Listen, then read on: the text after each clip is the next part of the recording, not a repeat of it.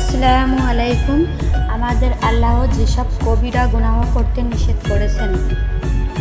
1 নম্বরে আল্লাহর সাথে শিরক করা, 2 নম্বরে নামাজ পরিত্যাগ করা, 3 নম্বরে পিতা মাতার অবাধ্য হওয়া, 4 নম্বরে রোজা না রাখা,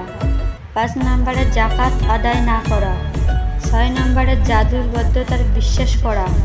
7 নম্বরে প্রতিবেশীকে কষ্ট দেওয়া, 8 নম্বরে অহংকার করা,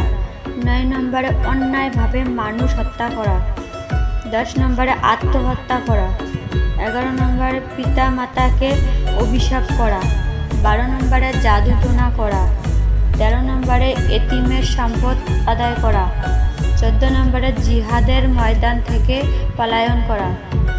15 নম্বরে সতী সাবিত্রী মুনির নারীর প্রতি অপবাদ দেওয়া।